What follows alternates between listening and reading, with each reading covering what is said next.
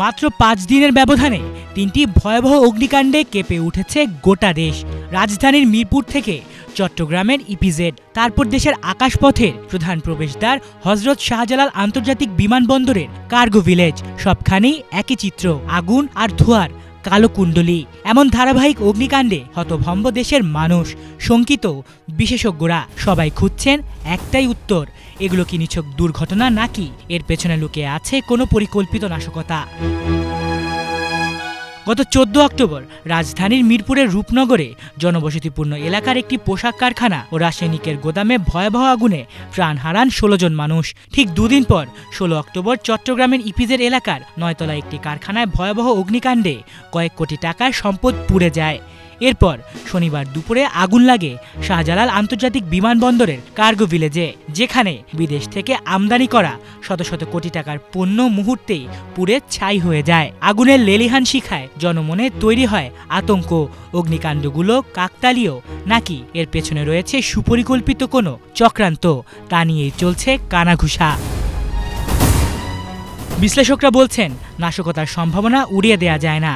বাংলাদেশে এমন ঘটনা শনাক্ত করার মতো প্রযুক্তি বা পদ্ধতিগত সক্ষমতা নেই বলেই বড় ছোট সব আগুনকেই দুর্ঘটনা বলে চালিয়ে দেয়া হয়। উদাহরণ টেনে বলা যায়, যুক্তরাষ্ট্রে ৭৭% এবং যুক্তরাজ্যে ৫৬% অগ্নিকাণ্ডই পরিকল্পিতভাবে ঘটানো হয়। অন্যদিকে বিমানবন্দরের আগুন নিয়ে রাজনৈতিক অঙ্গনেও শুরু হয়েছে তোলপাড়। বিএনপির ভারপ্রাপ্ত চেয়ারম্যান তারেক রহমান শনিবার সন্ধ্যায় ফেসবুক পোস্টে উদ্বেগ প্রকাশ করে বলেন, বারবার অগ্নিকাণ্ডের ঘটনা জননিরাপত্তা ব্যবস্থার দুর্বলতা ও প্রশাসনিক শৃঙ্খলার অভাব স্পষ্ট করে দিচ্ছে। এদিকে অন্তর্বর্তীকালীন সরকারের পক্ষ থেকে বলা হয়েছে, শাহজালাল বিমানবন্দরের কার্গো ভিলেজ সহ সাম্প্রতিক অগ্নিকাণ্ডের ঘটনায় যদি কোনো নাশকতার বিশ্বাসযোগ্য প্রমাণ মেলে, তাহলে সরকার তাৎক্ষণিক এবং দৃঢ় পদক্ষেপ নেবে। প্রধান উপদেষ্টার প্রেস উইং থেকে প্রকাশিত বিবৃতিতে বলা হয়, এসব ঘটনার পেছনে যদি কোনো পরিকল্পিত চক্রের সংশ্লিষ্টতা থাকে, তা নির্ণয়ে গোয়েন্দা সংস্থাগুলো কাজ করছে।